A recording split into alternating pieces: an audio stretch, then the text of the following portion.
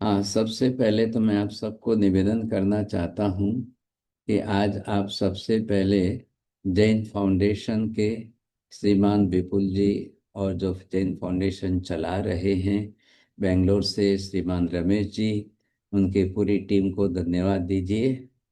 आज 450वीं क्लास ये चला रहे हैं।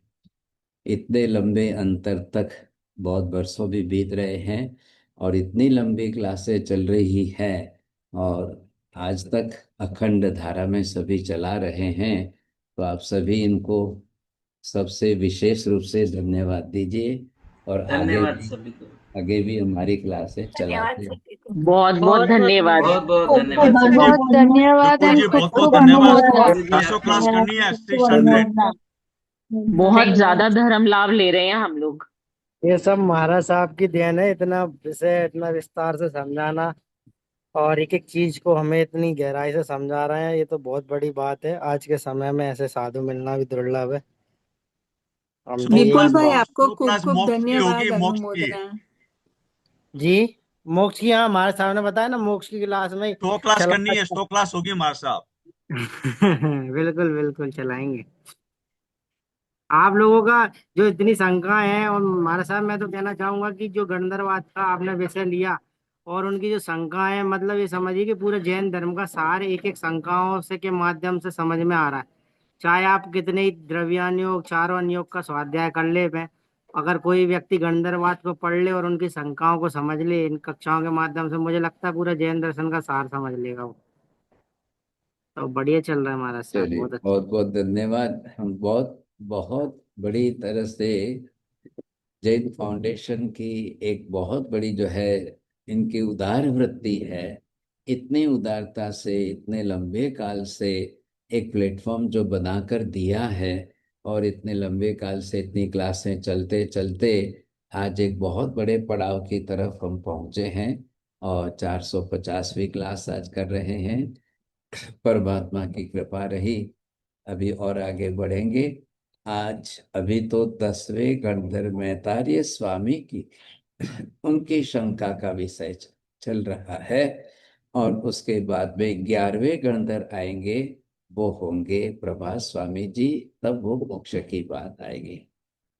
महाराज साहब बस एक बात कहना था कि मैं ये यहाँ से देख रहा हूँ, मुझे ऐसा लगता है कि इतने सालों में, चार लगभग 4 साल हो चुके हैं, कहीं भी ऐसा नहीं हुआ कि आपने कहा हो कि क्लास नहीं चलना है।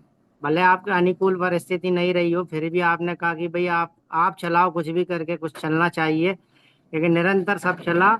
और मैंने अपने जीवन काल में आप जैसा संत अभी तक नहीं देखा कि इतना मतलब दिन रात स्वाध्याय अध्ययन कराना, सुबह से लेकर के रात्रि तक कंटिन्यू एक स्थान पर बैठ करके श्रावकों के लिए लगे रहना, मतलब बहुत ही बड़ी बात है हमारा साहब।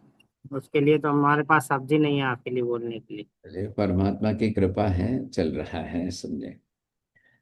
आज हम मैतार्य स्वामी की जो मुख्य विषय हैं, क्या क्या विषय है पहले ध्यान में ले लो। मैतार्य स्वामी जी ने जो अपनी अपनी तरफ से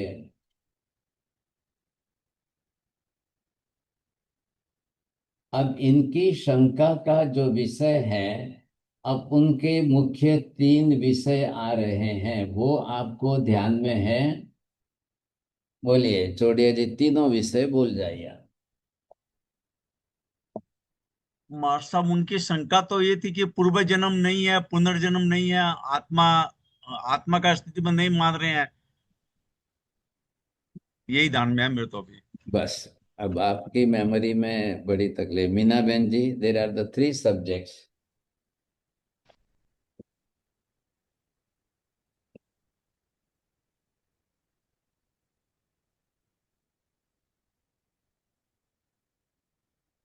हाँ जी, जिसको मालूम है, चलो प्रवीण जी बोलिए।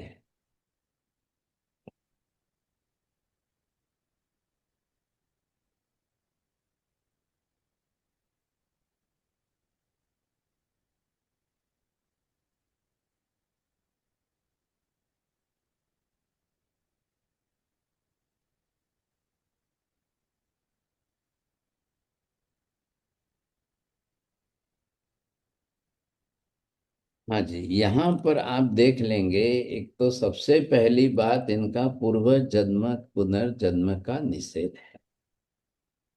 फिर बात आएगी भाई लोक परलोक अलोक कहाँ जाना है, क्या करना है, कौन जाने वाला है। जब है ही नहीं तो फिर क्यों भाई साहब ये झंझट करे हम।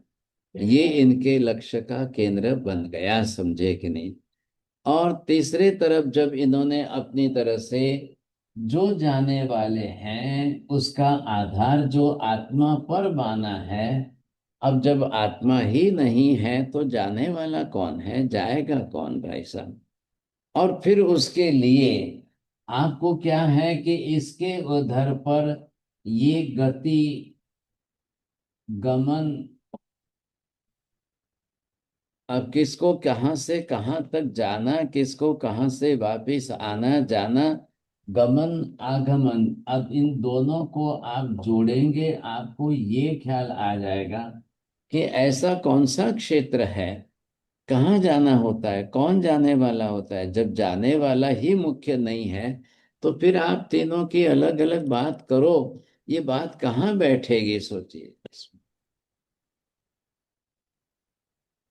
ऐसी स्थिति के अंदर हम यहाँ पर दोनों विषय ले रहे, पूर्व जन्म पुनर्जन्म भी ले रहे हैं। जब आत्मा की बात आई तब इन्होंने पहले क्या कहा है, इसी के साथ में या इसी के अंतर्गत ले लो, आप समझे कि नहीं। अब ये क्या कह रहे हैं कि जन्म के पूर्व,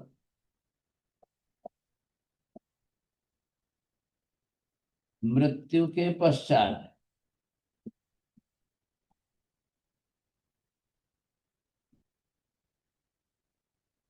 आ गई बात ध्यान में आपको। इनको दोनों बातें अपनी तरह से ये साथ में जोड़नी है। अब जोड़नी है तो किसके साथ जोड़ेंगे साहब, अब जन्म पूर्व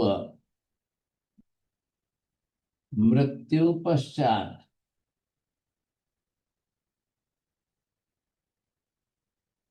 है क्या कोई, है किसी का अस्तित्व, तो क्या करें हम, क्यों माने, कैसे माने, समझे।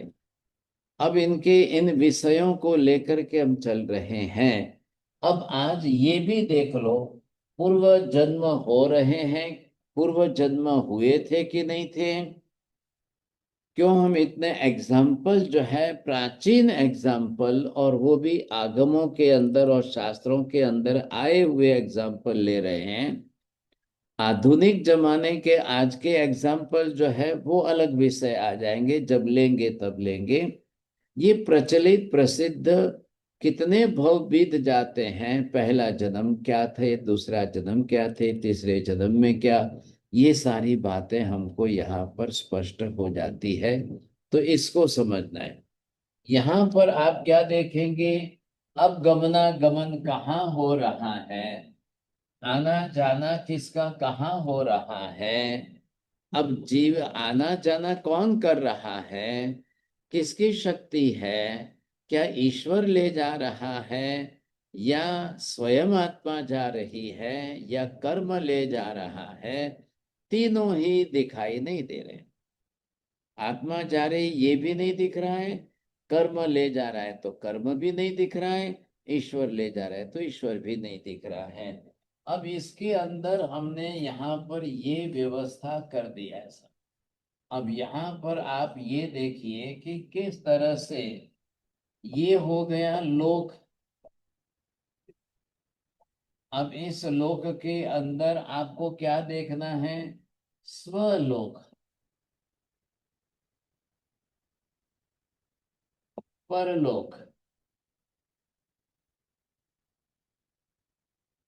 अलोक। अब लोक शब्द तो लगा ही है भाई साहब, सबके साथ में जुड़ा ही है।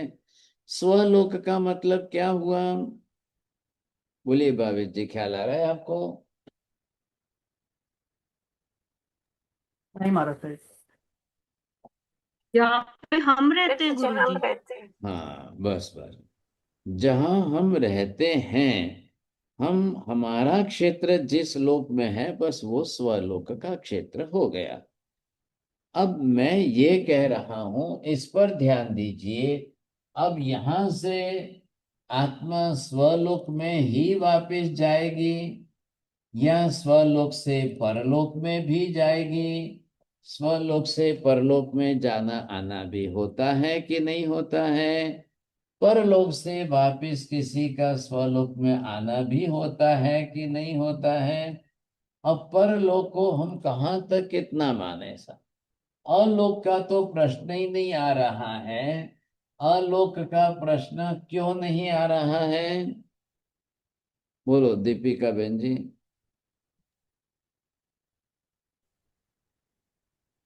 नहीं कि है? आलोक क्योंकि साहब जी वहाँ गमनागमन आलोक नहीं में होता कोई है। द्रव्य नहीं है। चलो मेमोरी मत खाली करो, जी सर। यहाँ सोच समझ के बोलना है। चौड़िया जी आप भी मेमोरी मत खाली करना, लास्ट में आपका नंबर आएगा। बोलिए गाला जी। हाँ कि जो हम हैं वो अडी अडी द्वीप में ही हमारे जनरली हम रहते हैं चलो नॉर्मली। ठीक है ठीक है।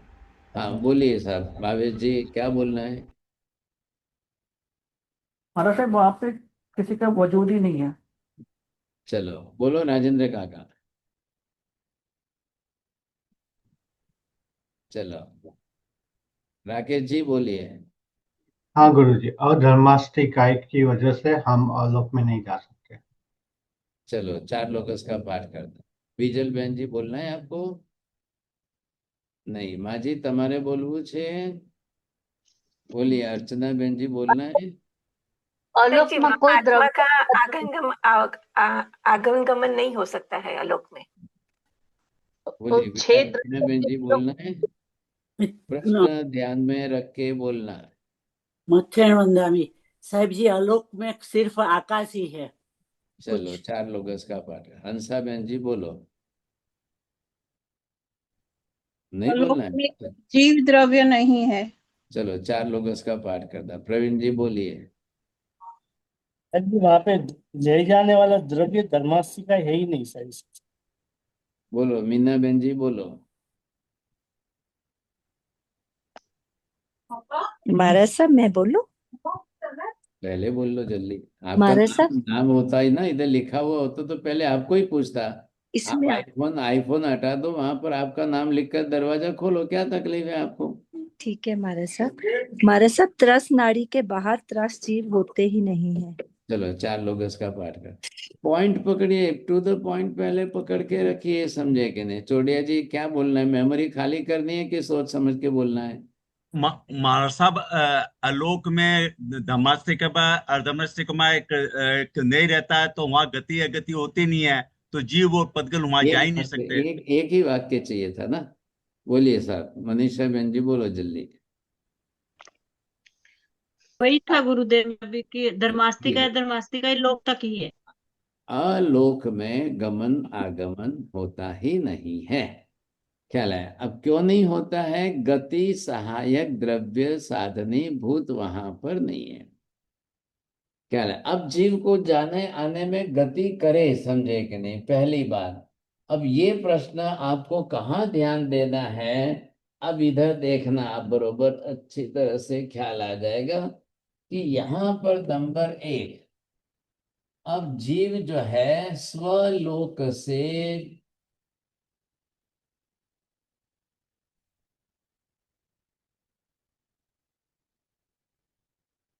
पुनः स्वलोक में ही जाए।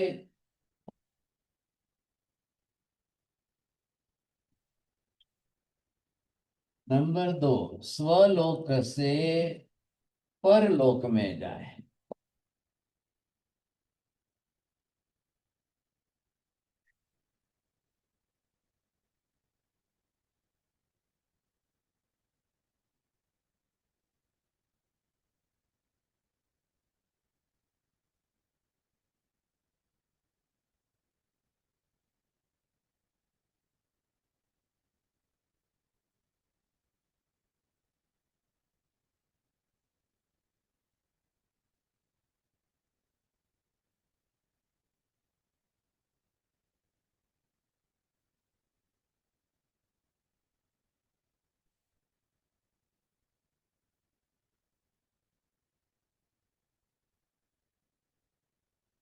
हाँ जी, पढ़ लिया आपने भावेश जी? देखो पहले ध्यान में ले लो।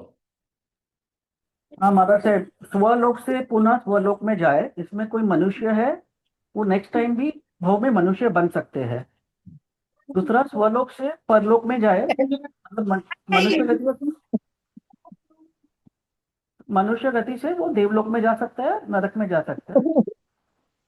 परलोक से स्वलोक में आए तो देव गति से मनुष्य भाव, फिर नारकी से मनुष्य भाव, और परलोक से पुनः परलोक में आए तो ये नहीं हो सकता हमारे से। हाँ, सब लोग अपने अपने से सभी सोच के तैयार रखो। जिनको जिनको भी बोलना है राकेश जी बोलो। आज विपुल जी आप बंद कर दो। विपुल जी आपका म्यूट करके रखो, ज्यादा आवाज आती है बाहर की। राकेश जी बोलिए। हाँ, स्वलोक से पुनः स्वलोक मतलब मनुष्य लोक से वापस मनुष्य लोक जा सकते हैं, या मनुष्य लोक से वापस टीरियंस लोक भी पॉसिबल है, वो मध्य लोक हो गया। स्वलोक से परलोक मतलब मनुष्य से या मध्य लोक से उर्ध्वलोक या अधोलोक जा सकते हैं। परलोक से स्वलोक में, उर्ध्वलोक या अधोलोक से मध्य लोक में आना, और परलोक से पुनः परलोक तो वो नहीं हो सकता।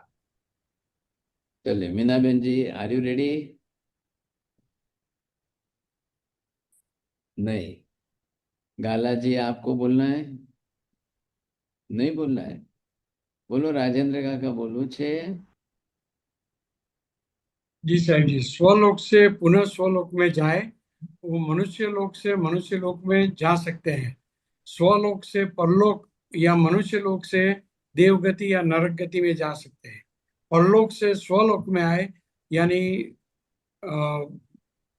वो हो नहीं सकता। परलोक से स्वलोक में आए तो देवलोक से मनुष्य गति में आ सकते हैं, नरक से मनुष्य गति में आ सकते हैं, और नीचे दिखता नहीं है साहब जी। चलो, हाँ बोलिए, छोड़िए जी। अब क्या करेंगे? मेमोरी खाली करना है? नहीं, मेमोरी तो खाली नहीं है, किंतु महाराज साहब चौथा ला नहीं समझ में आता है। परलोक से पुनः परलोक कैसा आएगा? देवगति में तो वापिस देवलोक में आ नहीं सकता। यहाँ थोड़ा कंफ्यूज हो गया हूँ। स्व पर आप किसको नाम देना चाहते हो? ये क्यों पकड़ के रखा है आपने? नाम हमने पहले आपको क्या दिया था? जो जहां रहे उसका स्वलोक। अभी सत ने बोला तो स्वलोक मनुष्य का ही पकड़ा, भाई देवलोक का देवता का स्वलोक हुआ कि नहीं हुआ?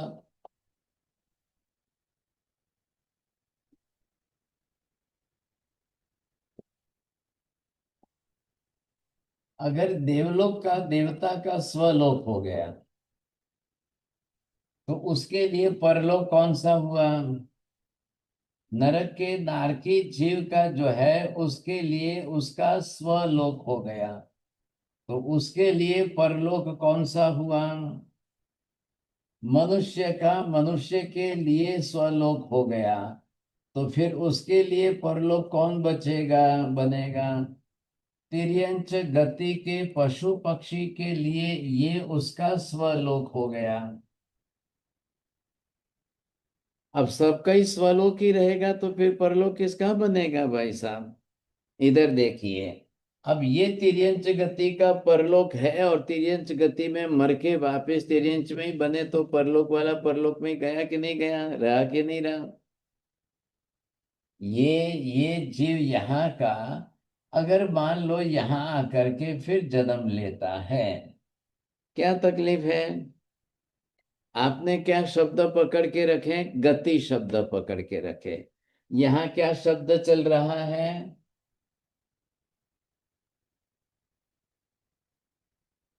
आप ध्यान दीजिए, यहाँ का शब्द क्या है? अभी गति के लिए कर्म चाहिए, लोक के लिए, लोक में गमन आगमन के लिए कर्म चाहिए कि नहीं चाहिए? धन्यवाद उषा बहन जी, खोला दरवाजा आपने, बोलिए। नहीं, चलो वंदना माता जी खोलिए। आप क्यों ऐसा कर रहे हो? क्या पूछा है मैंने? प्रश्न क्या है भावेश जी, बोलिए। कर्म के बिना क्या दूसरे एक लोक से दूसरे लोक में गमन कर सकते हैं कर्म के बिना? तो फिर से साहेब ध्यान जी में- यहाँ, साहेब जी यहाँ क्षेत्रीय समझना है हमें, तो और तीनों लोग। ओके, बस, और क्या, ये लोक किसका संज्ञावाची शब्द है? हाँ बरोबर, यहाँ तीनों लोग मध्य। हाँ, ओके, तो यहाँ क्षेत्र है। बोलिए मनीषा बहन जी, क्या प्रश्न चला है? लोक में गमन आगमन के लिए कर्म चाहिए क्या? स्वलोक से परलोक में जाने के लिए कर्म चाहिए कि नहीं चाहिए? परलोक से स्वलोक में आने जाने के लिए कर्म चाहिए कि न चाहिए? एक गति में से दूसरी गति में आने जाने के लिए कौन सा कर्म चाहिए? तो यहाँ लोक की बात आई। बोलिए महाराज साहब, वंदना। आप फरमा रहे हैं लोग तो वंदना क्षेत्र मैम हो जी गया, तो बोलिए। आप क्षेत्र में जाना देखो, आने के लिए कर्म नहीं चाहिए। आपको जब आवे पूछू तो बोलना, दूसरे को पूछू तो चांस दीजिए बोलने का। हाँ जी वंदना माता जी, क्या जवाब देना है? महाराज साहब आनुपूर्वी नामकरण चाहिए। अरे वाह, देखो बहुत अच्छा है। पहला नंबर आया कि नहीं? प्राइज आया। अब कैसे चोड़े जी, ये पेनल्टी आपको देना पड़ेगा इनको प्राइज।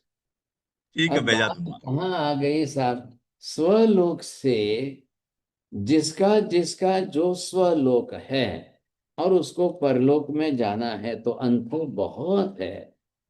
अभी आत्मा मुक्त नहीं हुई है, तो अभी आत्मा को मोक्ष में जाना नहीं हुआ है। वहां तक नियम क्या है? जहां तक आत्मा मोक्ष में न जाए वहां तक कर्म उसको छोड़ नहीं सकते हैं।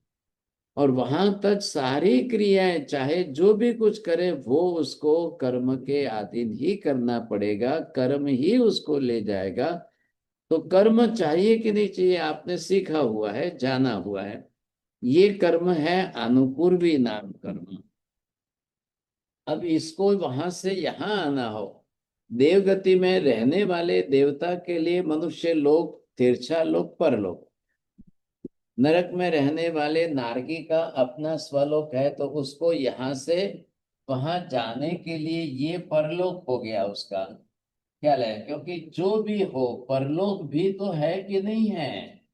आप सर्वथा स्वलोक स्वलोक ही करते रहेंगे तो परलोक कैसे नहीं माने? भाई स्व मतलब जो जीव जहां पर है, जहां रहता है, वो उसका, वह उसका स्वलोक है। बस बात इतनी सी है। तो ऊर्ध्वलोक देवलोक है, तो देवी देवताओं के लिए उनका स्वलोक हो गया। मनुष्य लोक है तो ढाई द्वीप स्वरूप मनुष्य के लिए स्वलोक हो गया। तिरछा लोक है तो तिरछा लोक मनुष्य, तिरछा लोक पूरे तिर्यंच गति के समस्त जीवों के लिए स्वलोक हो गया। और जहां पर जो है नारकी रहते हैं, तो वो उनका अपना स्वलोक हो गया। लेकिन क्या नारकी जीव यहां से बाहर नहीं निकल सकते हैं?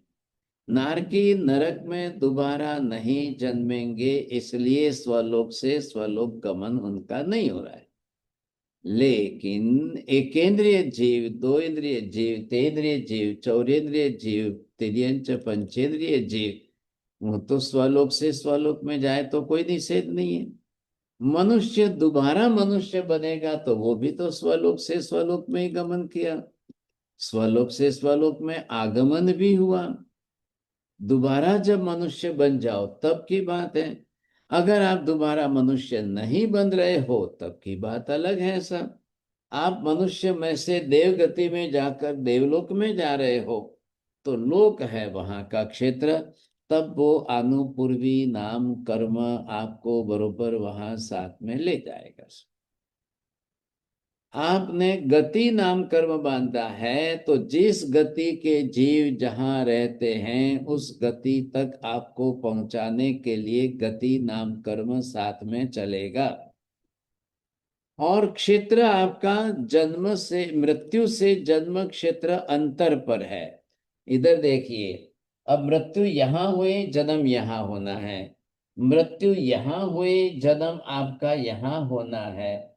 मृत्यु यहां हुए, जन्म आपका यहां होना है।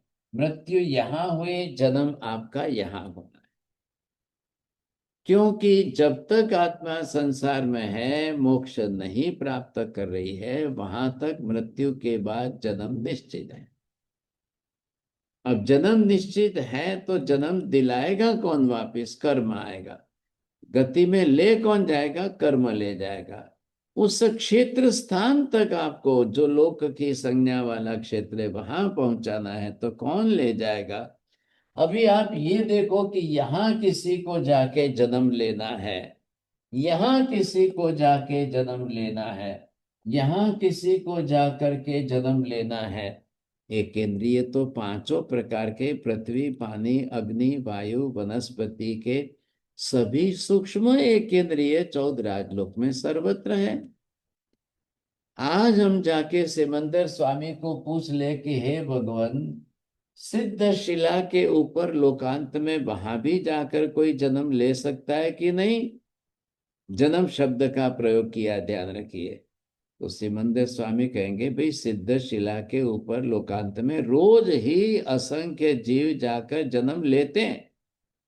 एक केंद्रीय के जीव है ही है वहां पर। पृथ्वी काय के जीव है, अब काय के जीव है, देव काय के जीव है, वायु काय के जीव है, क्यों नहीं जाएंगे साहब? ये देखिए, ये सिद्ध शिला है, और सिद्ध शिला किसकी बनी हुई है? पृथ्वी काय के जीवों की है। तो पृथ्वी काय के जीव जो सिद्ध शिला में उसमें रहते, उनका भी रोज मरण होगा। रोज वहां नए दूसरे आकर के जन्म लेंगे। कोई ना थोड़ी है भाई साहब किसी के लिए।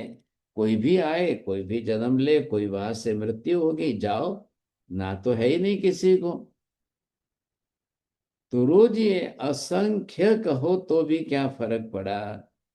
अब निगोद है तो कहाँ है भाई साहब? निगोद के लिए क्या बोलेंगे आप? लोक शब्द लगा करके निगोद के बारे में वाक्य रचना कैसे करेंगे? सीमा बहन जी बोलिए। प्रवीण जी ध्यान दो, थोड़ा खोलिए। नहीं? अच्छा, अंसा बहन जी बोलिए।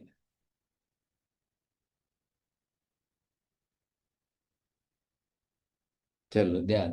अब यहाँ पर ये निगोद का गोला है। अब वो कहाँ है? अधोलोक में ही है।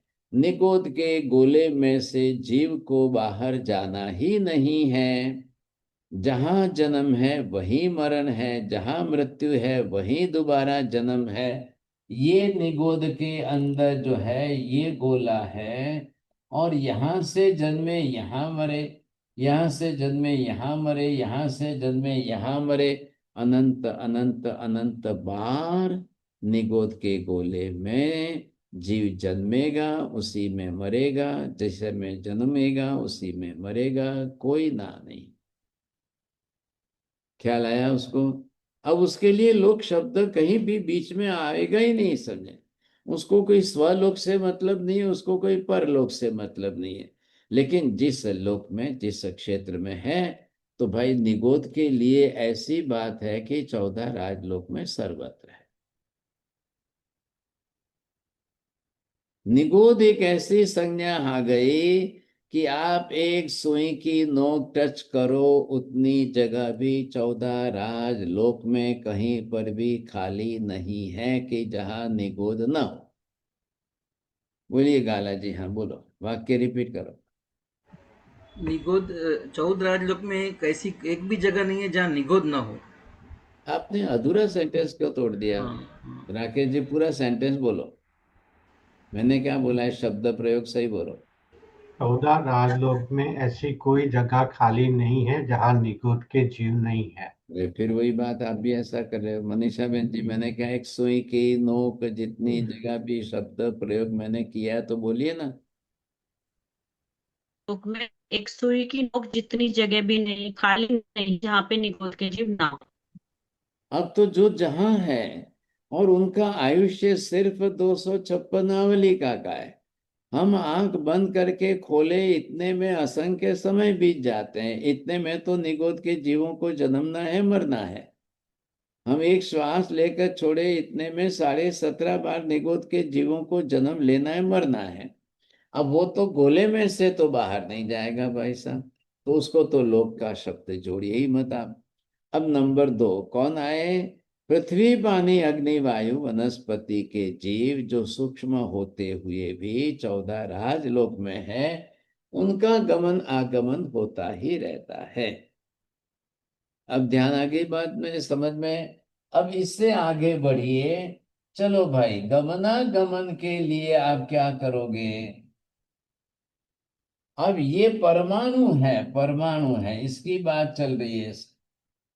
तो ये परमाणु जो है, इसका भी कोई निषेध नहीं है, और ये परमाणु स्वलोक से परलोक में जाए, ये परमाणु स्वलोक से स्वलोक में ही रहे, ये परमाणु यहां से आपको स्वलोक का स्वलोक में ही रहे, ऐसा भी गमन आगमन ख्याल है। अब लोक व्यवस्था है तो जहां है वहां गमन आगमन। इधर देखिए, अब परमाणु को जाने के लिए अनुपूर्वी नाम कर्म की आवश्यकता नहीं है। भावे जी बोलिए, शब्द बोलो। परमाणु को एक जगह से दूसरे जाने के लिए अनुप्रिय नामकर्म की जरूरत नहीं है। क्यों नहीं है? बोलिए उषा बहन जी, क्यों नहीं है? अरे भगवान, ऐसे ऐसे क्या कर, थोड़ा सोचना शुरू करिए ना आप। बोलिए सीमा बहन जी। नहीं, चलो वंदना माता जी बोलो, क्या कारण है?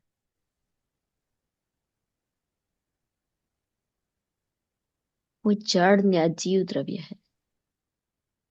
परमाणु को कर्म बनते ही नहीं है। चलो आशा बहन जी पूरा बोलो, वापस बोलो, प्राइज आएगा अच्छी तरह से, सही ढंग से बोलना, नहीं तो चौड़िया जी आप एक आधा वाक्य ढूंढ के रखना। चौड़िया जी आधा ही वाक्य। परमाणु जड़ द्रव्य है, अजीव द्रव्य है, इसलिए उसको कर्म नहीं चाहिए बोलो गमनागमन के लिए। बस बस बस बस बस। हाँ, अर्चना बहन जी बोलना है। दीपिका बहन जी सोच लिया हो तो आधा ही वाक्य है।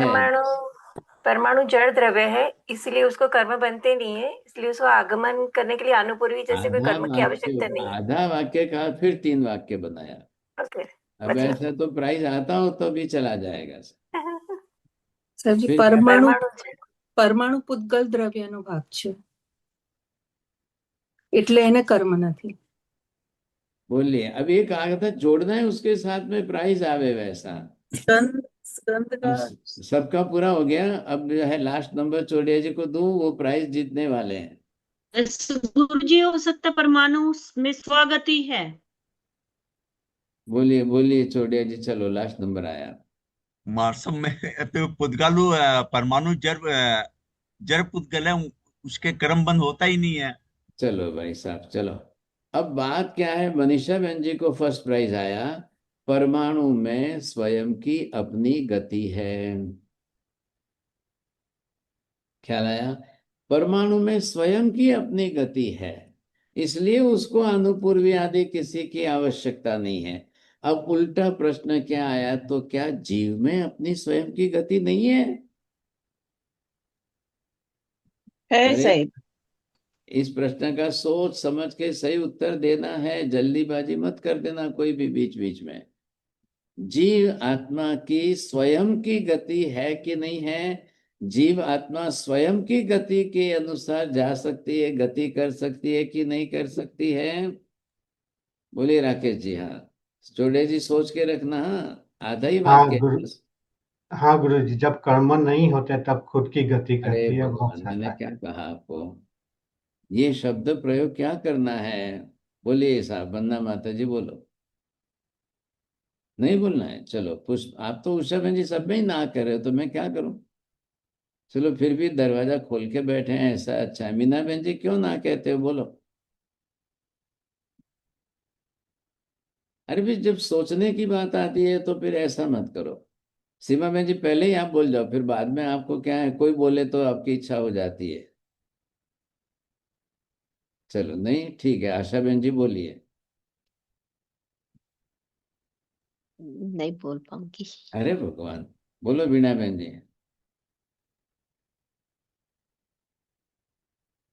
मच्छर मनामी साहब जी, आत्मा की गति है, लेकिन कर्म साथ में होते हुए गति नहीं कर सकते हैं। अरे भगवान, बोलो अंसा बहन जी। हाँ साहेब जी, आत्मा की अपनी ऊर्ध्व गति गमन है, लेकिन कर्म उसको, उसकी गति तो आत्मा ही करती है, लेकिन उसको टर्न वो ही दिलाता है कर्म। बराबर। अब राहुल जी बोलो। हाँ, ऊर्ध्व गति का स्वभाव है। अरे मेमोरी मत रखो ना, हमेशा आप भी ऐसे ही करोगे क्या?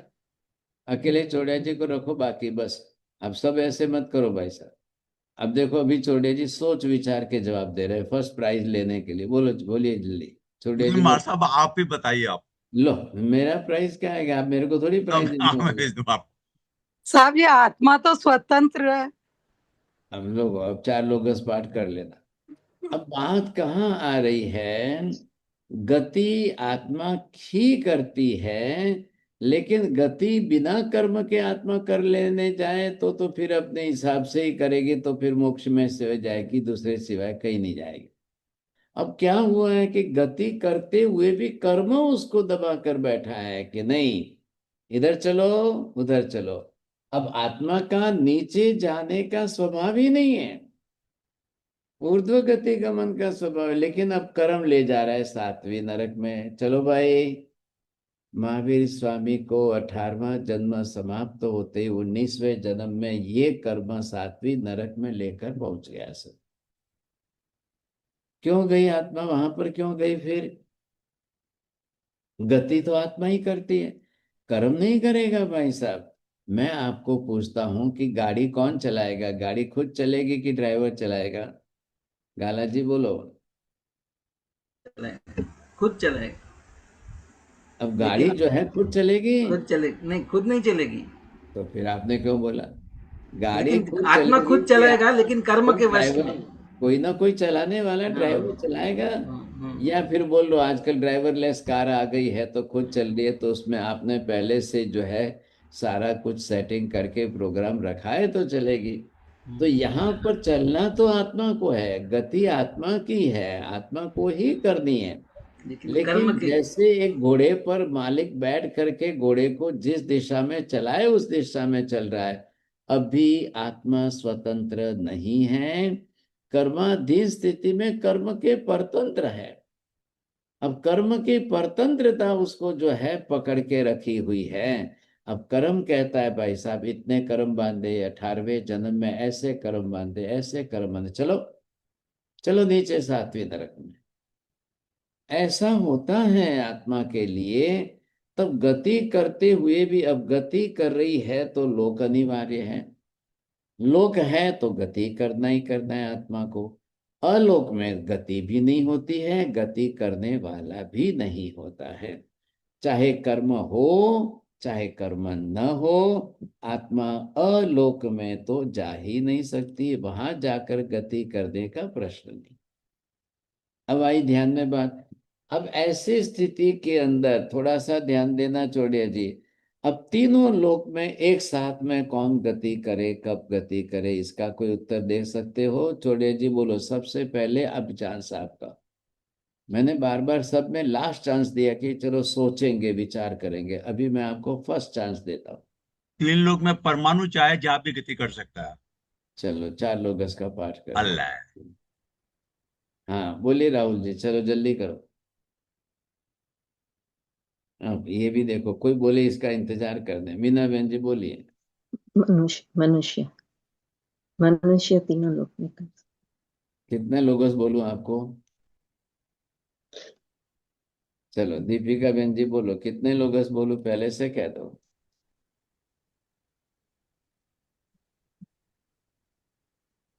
गुरु जी देवता कह सकते हैं, देवता जा सकते हैं सब जगह। तो 4 लोग इसका पाठ करना है।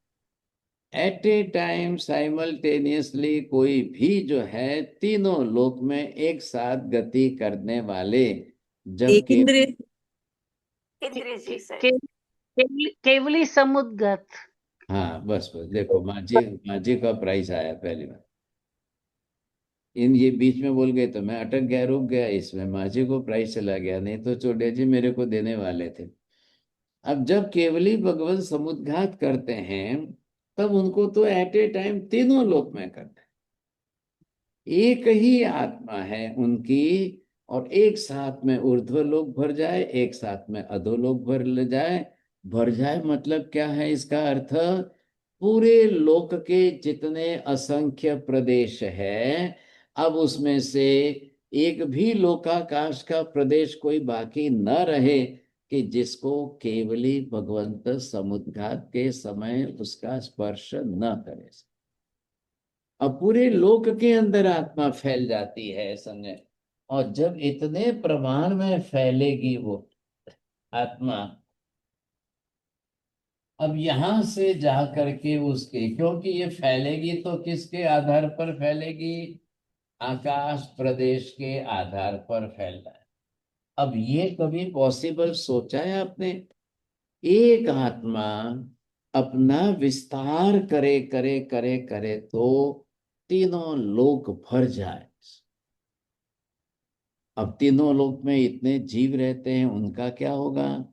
तीनों लोक में इतने अजीव पुद्गल पदार्थ वस्तुएं दुनिया भर की है, उनका क्या होगा? बोले उन आत्मा को कोई बाधा ही नहीं आती है। क्यों नहीं आती है आत्मा को बाधा? बोलो जल्दी बोलिए छोड़िए जी, पहला इनाम है। महाराज साहब आत्मा रूपी पदार्थ नहीं है, अरूपी है, कहीं बाधा नहीं आएगी। चलो अव्यापात गुण। 8 लोग इसका अरे बाप रे बाप। अव्यापात। अबे बात। अच्छा हाँ, अब देखो कोई बोला तो आपको याद आ रहा है, ऐसा तो नहीं होना चाहिए ना।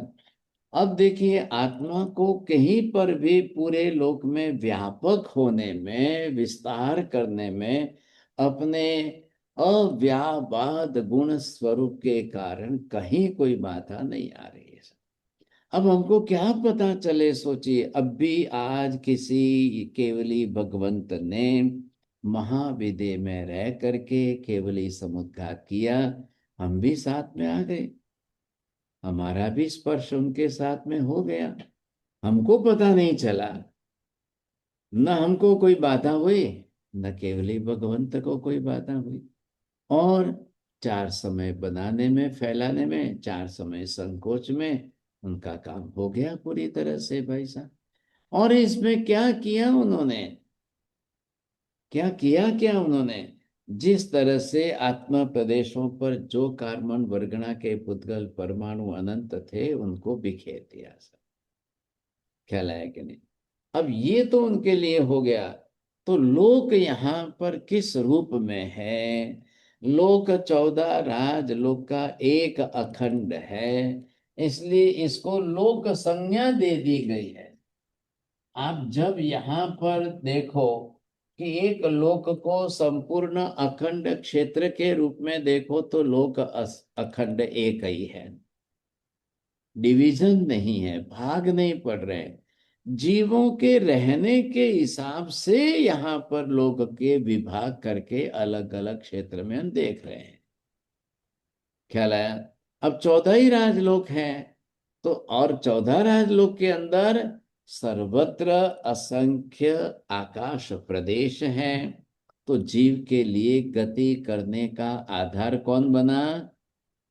आकाश प्रदेश बने। लेकिन जीव को गति करने में सहायक कौन बना? धर्मास्तिकाय बना। समझा? तो 14 राजलोक में धर्मास्तिकाय सर्वत्र है, तो गति करने में सहायता से कर लेगा। आकाश सर्वत्र है, आधार मिल गया सब जगह पर गति करने के लिए। और साथ में अधर्मास्तिकाय होने के कारण जहां जाके रुकना हो वहां रुक सकता है। गति करेगा तो कहीं ना कहीं तो स्थिर होगा ही होगा, रुकेगा ही रुकेगा साहब। और गति नहीं करेगा तो जहां पर है वहीं रहेगा।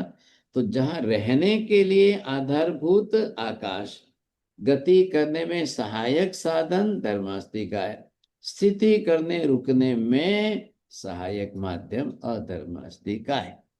बोलिए आशा बहन जी, तीनों वाक्य 3 द्रव्य के लिए है। आपने बताया कि गति में सहायक धर्मास्तिकाय, स्थिति यानी कि स्थिर होने के लिए अधर्मास्तिकाय, और आधारभूत जो लोक है वो पूरे लोक का आधार उसको मिलता है। और तीसरा मैं भूल गई। चलो ऐसे मत करो, फिर प्राइज आता है ना आपका। बोलिए, बिजलमैन क्यों नहीं बोलते किसी बात में? महाराज सहायक के लिए आकास्तिकाय और गति के लिए धर्मास्तिकाय और स्थिर के लिए। हाँ बोलिए राकेश जी, ध्यान में आया आपको? हाँ गुरु जी, सहायक के लिए धर्मास्तिकाय, अरे किसी स्थिरता का बोलो, किसी का सुन के मत बोलो। गति सहायक के लिए हाँ धर्मास्तिकाय, हाँ, स्थिरता के लिए अधर्मास्तिकाय और आधार के लिए आकास्तिकाय। बस अब यहाँ पर आपको ये ख्याल आ गया कि भाई लोक तो है ही है। अब लोक है किसका, बना हुआ किसका है? बोलिए राहुल जी।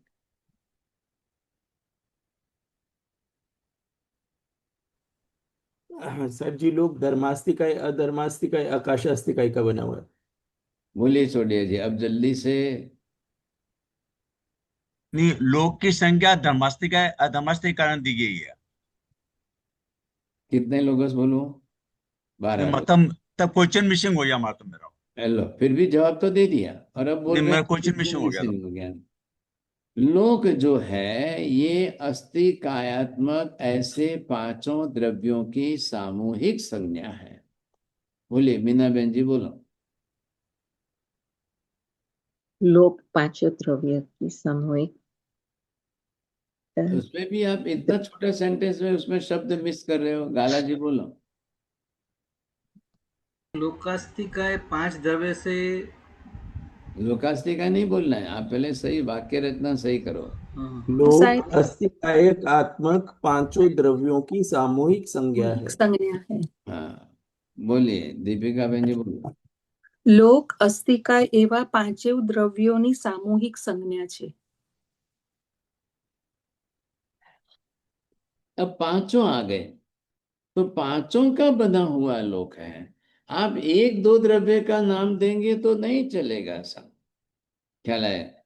एक द्रव्य का नाम तो आकाश का भी है, तो वो आलोक में है। आप एक दो द्रव्य, दो तीन द्रव्य नाम दे करके भी छोड़ दो तो भी अधूरा कहलाएगा। तो यहां पर क्यों भाई साहब 5 क्यों देना है? कि ये 3 तो आधारभूत है और 2 आधेय रूप है। वो कौन हो गए, कैसे हो गए? मनीषा बहन जी बोलो। चलो उनका ध्यान नहीं है, बोलिए आशा बहन जी। हाँ धर्मास्तिकाय, अधर्मास्तिकाय, नकाशास्तिकाय जो 3 है, जो गति, स्थिति और आधार देती है। लेकिन जो जीव और अजीव और पुद्गल है वो आधेय आधेय है, आधेय द्रव्य है। हाँ जी, रहने के लिए जगह देने वाला अगर कोई है तो रहने वाला भी तो कोई है कि नहीं है ना? थोड़ी, अगर रहने वाला ही कोई नहीं होगा तो फिर जगह किसको देगा? तो आलोक क्या है कि आलोक में जगह बहुत है लेकिन वहां कोई रहने वाला ही नहीं है, तो आलोक कभी मैं क्या करूं? आना है तो आओ, आप रहो मेरे में, तो सब जगह खाली पड़ी है। अब गति करने के लिए बाहर धर्मास्तिकाय नहीं है तो कैसे जाए कोई? तो आधारभूत जो है, माध्यम भूत जो हो गई, वो 3 हो गए, और वो तीनों निष्क्रिय द्रव्य, आकाश, धर्मास्तिकाय, धर्मास्तिकाय। लेकिन अब जो रहने वाले हैं उसके अंदर, वो तो जीवास्तिका और पुद्गलास्तिका है। इन 2 को तो रहना ही है, और दोनों को रहना है तो दोनों को गति भी करनी है। ऐसा धर्मास्तिकाय भी तो उसी तरह से गति सहायक द्रव्य है, तो गति सहायक है तो गति करने वाला कोई तो चाहिए कि नहीं?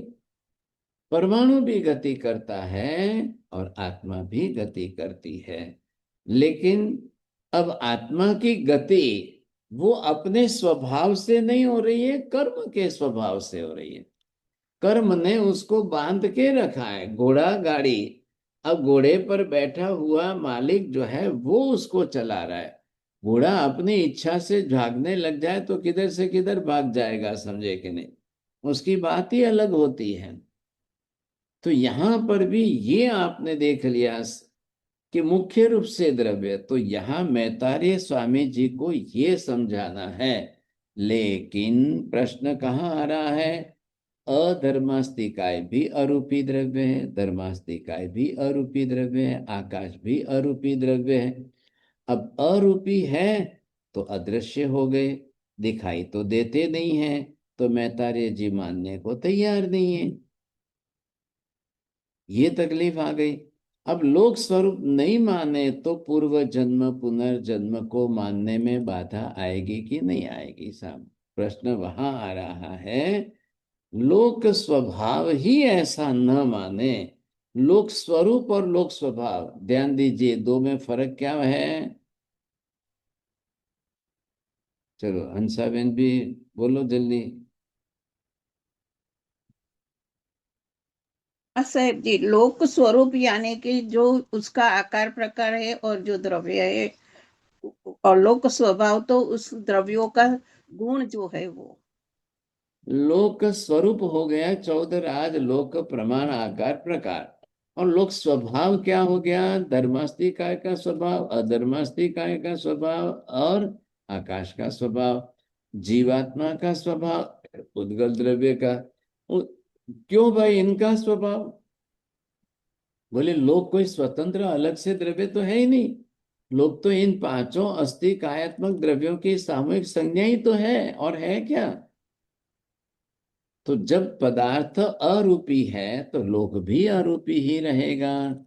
पदार्थ का मूलभूत स्वरूप ही अरूपी अदृश्य है।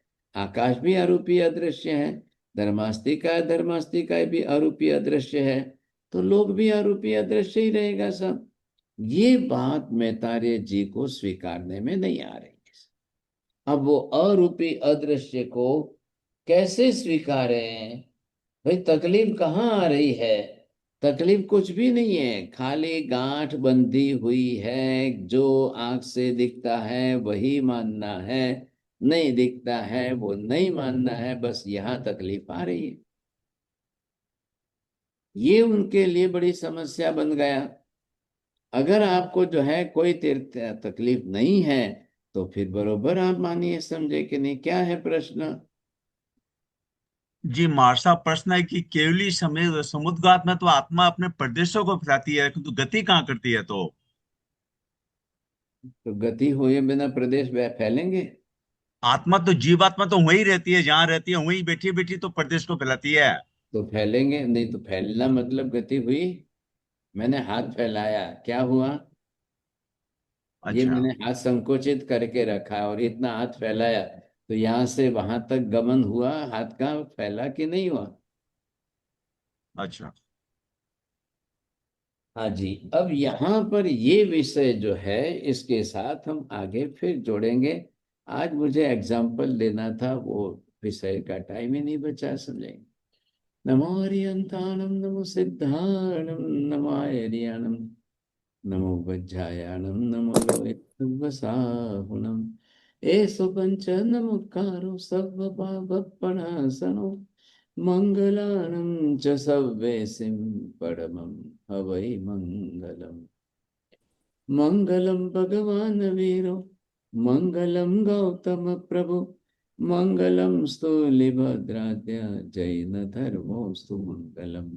चत्तारि मंगलम हरिहंता मंगलम, सिद्धा मंगलम साहु मंगलम, केवले पन्नतो धम्मो मंगलम। चत्तारि लोकोत्तम हरिहंता लोकोत्तम, सिद्धा लोकोत्तम साहु लोकोत्तम, केवले पन्नतो धम्मो लोकोत्तम। चत्तारि शरणं पवज्जामि, हरिहन्ते शरणं पवज्जामि, सिद्धे शरणं पवज्जामि, साहु शरणं पवज्जामि, केवले पन्नतं धम्मं शरणं पवज्जामि। सर्वमंगलमांगल्यं सर्वकल्याणकारणं, प्रधानं सर्वधर्माणां जैनं जयति शासनम्। मुख्य वंदनी साहेब जी, वंदना वंदनी गुरु जी, साहेब जी, वंदनी वंदना साहेब जी, बाबा।